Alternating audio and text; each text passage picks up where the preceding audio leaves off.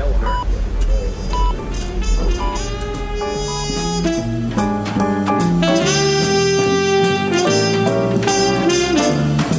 Welcome to the Prescription for Success podcast with your host, Dr. Randy Cook.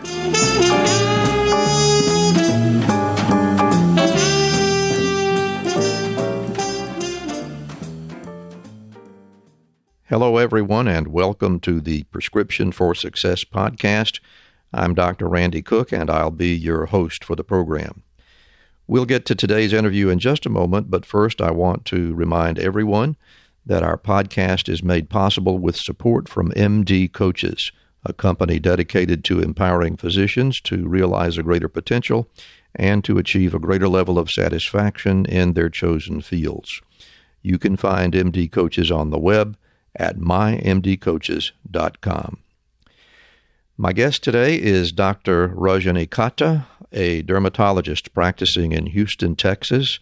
Dr. Katta joined the faculty of Baylor College of Medicine immediately after completing her dermatology residency at Northwestern University in Chicago. She left her full-time faculty position in 2017 to begin a private practice in dermatology in the Houston area. She continues to serve on the clinical faculty at Baylor. Dr. Katta has authored more than 70 clinical publications in addition to 7 books. Her most recent book, which is entitled Glow, the Dermatologist's Guide to a Whole Foods Younger Skin Diet, is intended for the lay public and offers advice on how to counter the effects of inflammation with diet and promote healthier skin. So now let's hear my interview with Dr. Rajani Katta.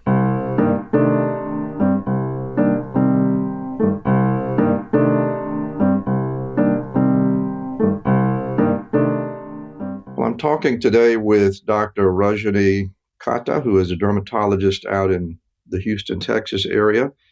And I want to begin by saying, Rajani, thank you very much for being with us today. We're just really pleased to have you with us. I'm really pleased to be on the podcast. Thank you so much for inviting me, Randy. Well, we're looking forward to hearing all about your story. And as we usually do, I want to take a quick tour through your professional journey, hitting the highlights as best as we can. I noticed that you did pretty much, not all of your education, but the lion's share of your professional education anyway was done in Texas. Are you a Texas native? You know, one would think, but no, actually, I'm from Pennsylvania. I grew up in Pittsburgh, Pennsylvania. But I'll be darned. But I actually came to Texas for my undergraduate education, and I ended up just staying.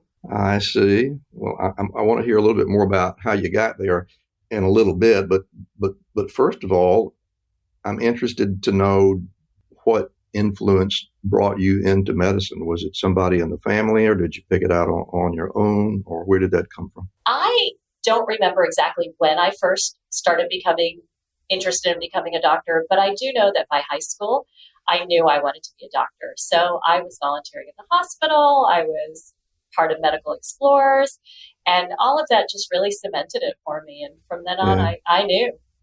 So no physicians in the family or other influences close to you that might have had an effect on your decision? Well, no physicians in the family, but I have to say we did have a lot of family friends who were physicians. So I'm sure that did influence me. I see. So in any event, the decision was eventually made, and you decided to go to Houston, to Baylor, to start your undergraduate education.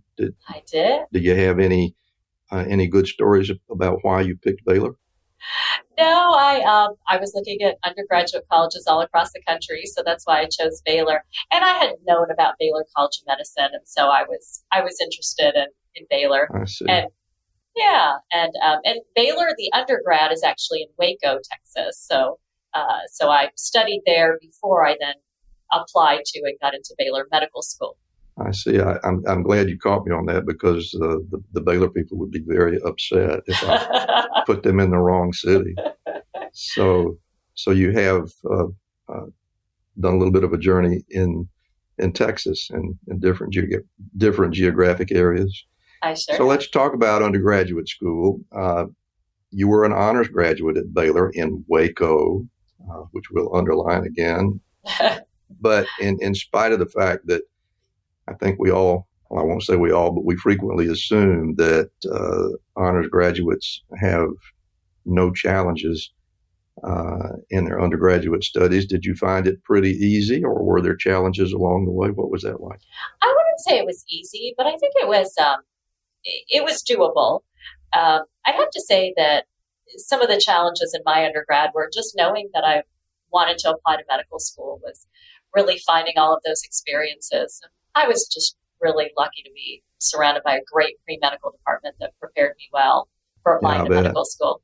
Yeah. And medical school, same question. Was it challenging, and was it more difficult than in undergrad, or easier? How did you find that? Well, medical school was definitely more challenging. And for sure, Baylor Medical School was challenging. And I have to say that one of the most challenging parts was just when you start clinical rotations. I definitely loved some of my rotations, but I remember feeling very overwhelmed on some of the rotations, such as general surgery, because that was in the county hospital. And as a introductory, that was my first clinical rotation. And being on general surgery in the county hospital, that was really tough. So at what point do you think you developed your interest in dermatology, or is that where you thought you were headed in the beginning? I know you did a year of internal medicine, as we would expect, but when did the decision come? Well, I have to say it was when I was doing my rotations, and I did not go into medical school thinking I was going to become a dermatologist, but I really enjoyed pediatrics, and I was taking electives. I took pediatric dermatology, and I was really drawn to it was probably a lot of influence from my attending. And she was just a fabulous educator and clinician, and just the way she spoke to her patients and really made patient education the core of what she was doing. I was really drawn to that, and definitely the kind of skin conditions that we were seeing, I was interested intellectually as well. And so that pediatric dermatology elective is really what cemented it for me. That's very interesting. It looks to me from studying your CV that this was really quite an evolution for you. And I'm even more fascinated that it started with an interest in pediatric dermatology and has now evolved into the influence of diet on dermatologic issues, which we'll talk about some more. But I would like to hear you talk about how that evolution came about. How did your specific interest evolve as you were in your residency? Yeah, it's interesting. I think a lot of people, when you're thinking about developing an academic niche, you sort of imagine the straight line. But I think for a lot of my friends and colleagues, your interests kind of wind a little bit. So I was very interested in pediatric dermatology, but then I became very interested specifically in atopic dermatitis.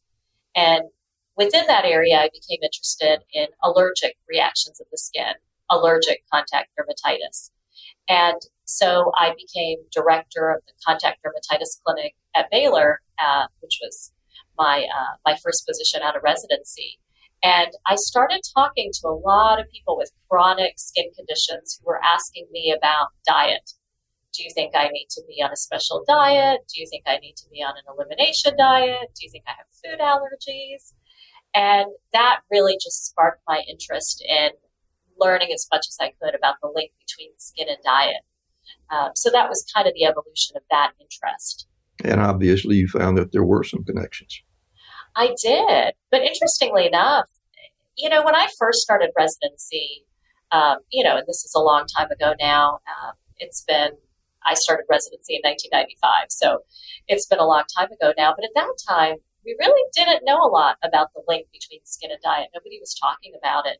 But in the last 10, 15 years, there's been a lot more research on that link. And so I now have things that I can educate my patients on. And, it's still a lot to be discovered. And that leads me into one of the most fascinating elements that I stumbled across in your CV, and that is as a part of your postgraduate training, one of the things that you did was to obtain a certificate of added training in culinary medicine, certification Yes. of added qualification in culinary medicine. And I'm going to have to tell you that up until I picked up your CV, I was not aware that such a thing existed. So do tell us about that. I know, isn't that cool? I actually It did is. not. I actually didn't know about that either until just more recently.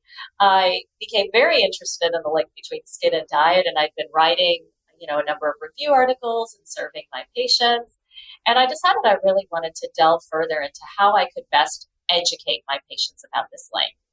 And so that's when I discovered that I could become certified in culinary medicine through Tulane University. And so the certification involves actually taking modules at Tulane University and then a number of online courses. But the way I describe it, it's really how do you translate the science to the dinner plate for your patient? Mm-hmm. And so I love that idea of how can I take all of this science that I've been writing about in medical journals and how can I translate that into really practical recommendations that people can use and can actually do. So that was the impetus to me studying culinary medicine, and I'm trying to really utilize that training in how I speak to my patients.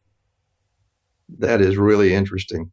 And I have to say, I can't think of a better place to learn about culinary anything than New Orleans, Louisiana. So good choice for you there. Isn't that the truth? Yeah. Well, to continue on your journey now, immediately after completing your residency, I know that you were added to the faculty at Baylor and continued there for a good 16, 17 years. But along the way, you've done a tremendous amount of publishing, over 70 journal articles and book chapters and things of that sort. But I want to talk just a little bit, get a little bit more information about some of the things that you have published, not specifically in the scientific arena, but some strictly lay publications, and but more specifically, some things that are directed at medical education. You've got at least 4 that I can count, maybe 5 books that are basically a how-to of getting into medical school, surviving medical school, the sort of thing that would have been really welcome reading for me 50 years ago when I was trying to make my way through the process of a medical education. So I'd like to hear about how you got interested in that, and specifically some of the things that you have written about. I mean, it begins with how to interview for medical school. Yeah. So tell us. That's right. How that evolved. I have to say that when I first became a faculty member at Baylor, one of my main interests was in medical student education. And so I was assigned to be the director of the dermatology course in the basic sciences. And so I was interacting with medical students. I was designing the dermatology curriculum for them. And then I became clerkship director for the dermatology clerkship, which was required for the Baylor medical students. Mm-hmm. And, in talking and interacting with so many medical students, I started wanting to write things down. And how sometimes you really enjoy your medical students and you want to be able to tell them certain things, but sometimes it's hard to say certain things to people face to face. And so, so I started thinking about that. And so that actually sort of inspired the first book I did was about how to do well in your clerkships. So there was a first edition that later became a second edition called Success on the Wards. And it really talked about how do you do well on inpatient and outpatient rotations. And my co-author did a lot of the work on inpatient rotations, and I did most of the work on outpatient rotations. So it's the sort of advice that I really wanted to tell students face to face, but sometimes it's kind of difficult to talk about. And that kind of started it all. And then I progressed from there into writing the series of books. I have a feeling that those publications were really well received by the medical students. Am I right? They were. We've gotten a lot of great feedback from individual students, and there have been a number of medical schools that have actually purchased Success on the Wards for their entire class over the period of years. They've actually purchased the book to give to their medical students, and it's not just about some of the subjective criteria, but also we had a lot of the note templates and some practical recommendations, but then we also put in that more subjective information on how do you give oral case presentations and how do you give a talk. So there were a lot of things like that as well. All right. Well, now here's the one that I'm really most interested in, I think, and I don't know why I zeroed in on this one, but one of those publications was entitled "The 250 Biggest Mistakes Third-Year Medical Students Make." Yes, that was. And again, I can see that that's a really good place to focus your attention, because it's quite a jarring experience to find yourself standing in the clinical world one day. So if you can give us a couple of highlights on what we might find in that book, I'd be delighted to know. Yeah, no, you're absolutely right about how jarring it could be. I had a medical student tell me that it was kind of like, you went from something that you're very familiar with what to do in terms of classroom learning, studying for an exam, and then all of a sudden you're thrown into a setting where it's essentially a pop quiz every single day by an attending. And I thought, well, that's a good analogy. Doesn't that just summarize it beautifully? It does. And so we really talk a lot about, some of the mistakes that students make in terms of, not being prepared for that very first day of the rotation. As in, your rotation does not start on day one. Your rotation really starts on day -2, where you are reading up about the rotation and trying to get some basics about what you'll be doing and looking over. That was kind of one of the big mistakes that we talk about there. But yeah, there really were 250 that we wrote about. A lot of potential pitfalls for students who are transitioning from the basic sciences to the clinical years. Yeah, I remember those days well, and I'm sure that those students that were lucky enough to find that book were glad to have it. Another thing that caught my eye that I'm really interested to know about is finding successfulness in the match, the residency match.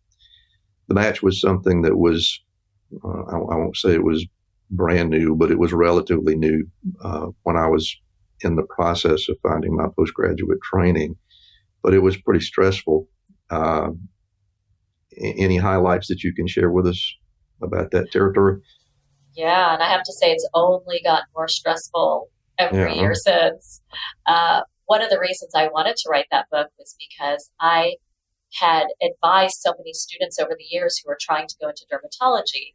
And dermatology was one of the most challenging. It's very competitive, isn't it? It sure is. And so I had these wonderful students. And it was interesting to me how some students would maybe focus on things that were not as critical to matching successfully. And again, I had all of this advice that I wanted to give to students. And one of the things that I saw over a period of years was the rise in importance of research and publications. And so we spent a lot of time, we spent several chapters in the book talking about the competitive edge and how important research and publications are if you're applying for a competitive specialty. So that was one of the things we focused on. The other that I think a lot of students don't realize is so important is their interview performance. And, one of the comments I had in the book was that people will spend months studying for their USMLE exam, and then they'll spend maybe one day preparing for their interview, when in reality, you probably need to be spending, many, many hours looking over your CV and thinking about interview questions and practicing with colleagues and getting feedback, because that interview performance really becomes all important.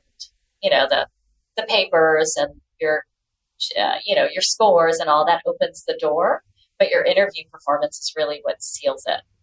Yeah, I absolutely could not agree with you more on that. In fact, the inaugural episode of this podcast is me talking about my own experience. And I actually failed to get into medical school on my very first application.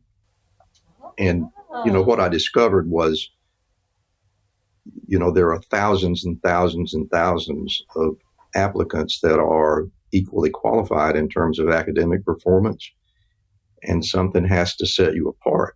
And there is no question in my mind that I flunked the interview, as I said in my podcast episode. And when the next interview came around, and I was invited back on my second application almost immediately, but I was so much more prepared for that second interview and was accepted within just a few weeks. So if any potential medical student might be listening to this podcast, I'm going to say that your book about how to do that interview is probably a good investment, because it is, as you say, critically important.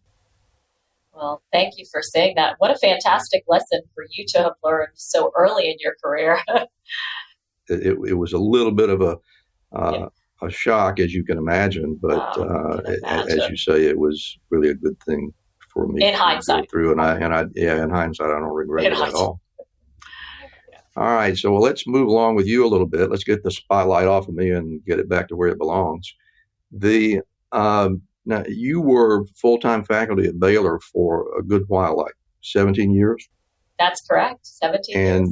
And then at some point, and for some reason, you decided to move on to that. I know that you're still a part of the clinical faculty, but why the change? Why the decision to move yourself out of the academic arena?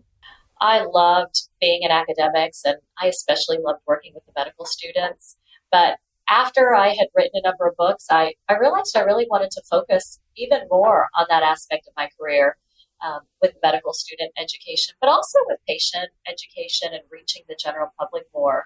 So that was really the impetus for me to make a change from full-time academics to a private practice where I could still make education the core of what I did, but have a little bit more time to devote to reaching the general public more than I could at Baylor. That was really the impetus for that career change. Well, let's follow up on that question. You're doing a lot of things in terms of educating the public, and let's begin by talking about your book on the subject of the dietary influence on skin care or skin health, which would be GLOW. I do have the right one, right? Yeah, that's the name of the book. It's called GLOW, The Dermatologist's Guide to a Whole Foods Younger Skin Diet. And the reason I wrote that book was because I had so many patients who would ask me about diet and skin health, and they were getting all of these, not only mixed messages, but frankly, dangerous messages in some cases. Some of my patients were told to take high doses of magnesium supplements or all sorts of supplement this and supplement that, or, there was just There's lots of information and lots of misinformation, I find. Wouldn't you agree? Yes, 100%. And that really started to scare me. And what I realized that a lot of the voices that are on there on the internet are not physicians or not trained individuals, but people who've developed an interest in it. And some of them may be well-meaning, but they may not have the science behind what they're recommending. They might just be recommending something that worked for them individually and really publicizing that. And then some people are just selling supplements, let's say. So it really worried me, and that was the impetus for really writing the book. And I really wanted it to be evidence-based advice. And so I have so many references from the medical literature to really back up what I'm recommending.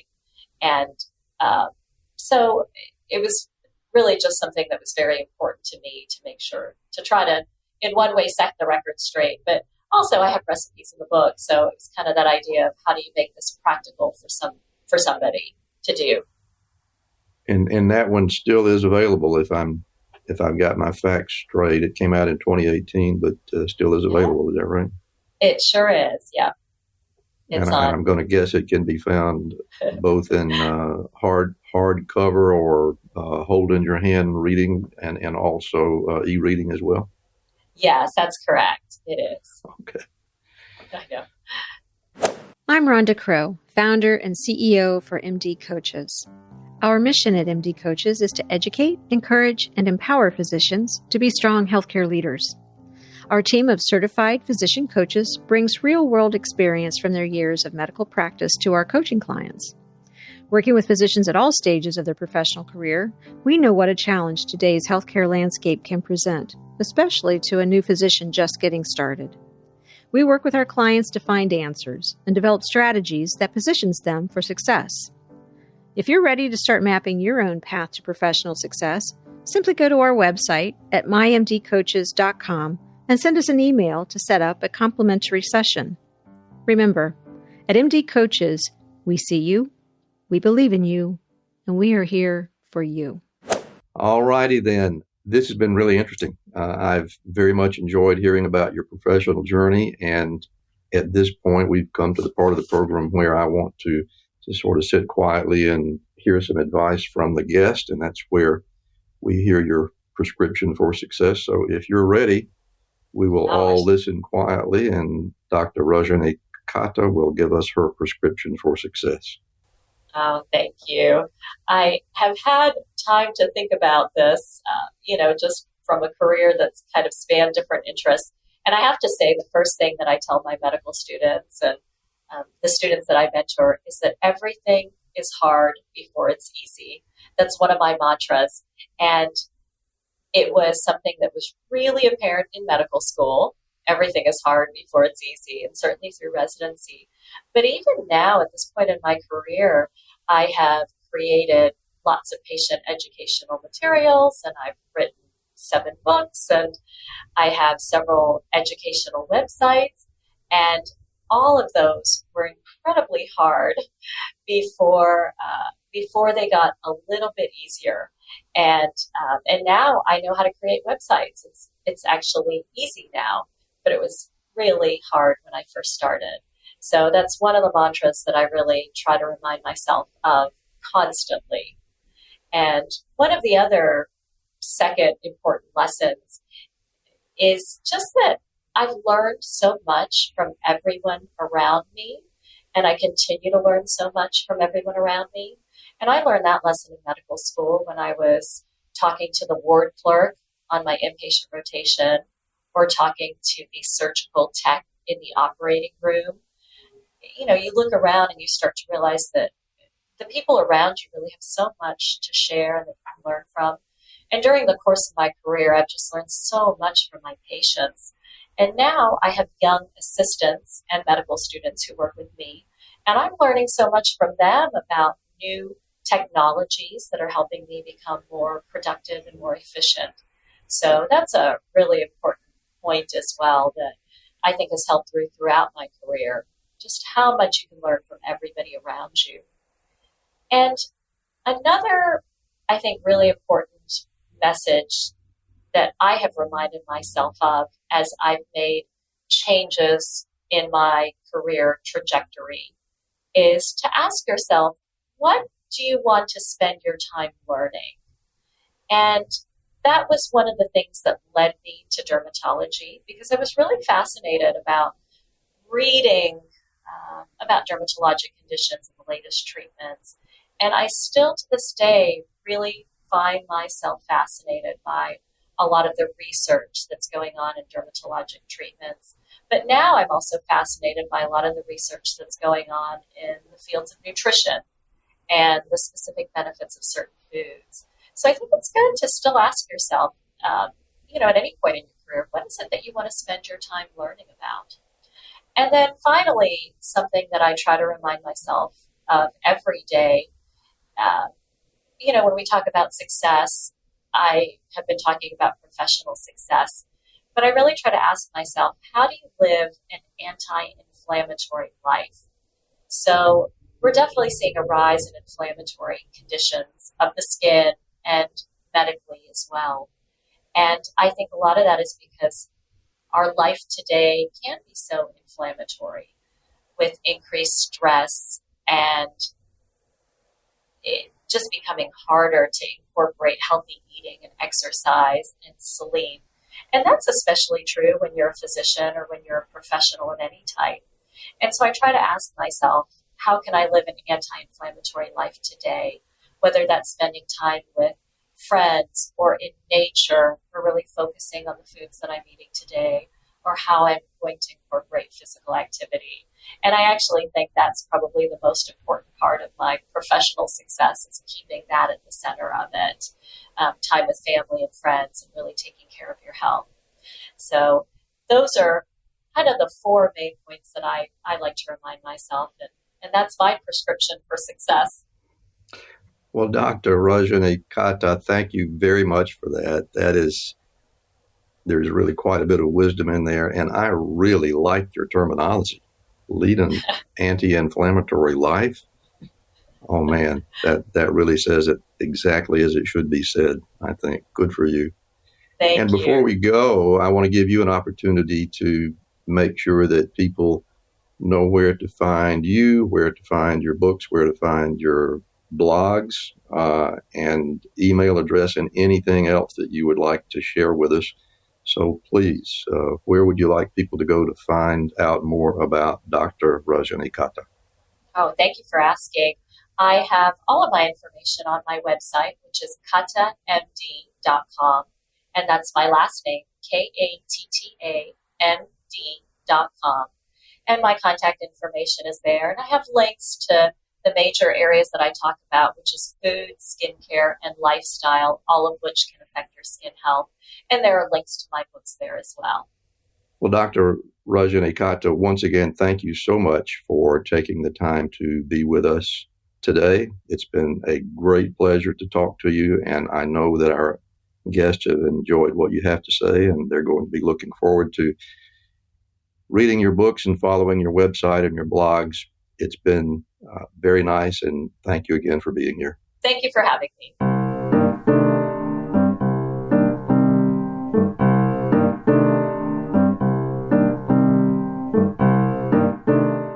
And that brings to a close another episode of Prescription for Success. We hope you'll visit our podcast website at rxforsuccesspodcast.com, and we'd also like to make you part of the program. All you have to do is visit our website at rxforsuccesspodcast.com, click on the Contact Us button at the top of the home page, and then scroll to the bottom of the next page where you'll click on the big red record button. Then all you have to do is go ahead and read us your personal prescription for success, and we'll play your voice on upcoming episodes. Remember, we want to hear from all healthcare professionals, not just doctors. We appreciate your support very much. Thank you again so much for listening, and don't forget to fill your prescription for success with my next episode.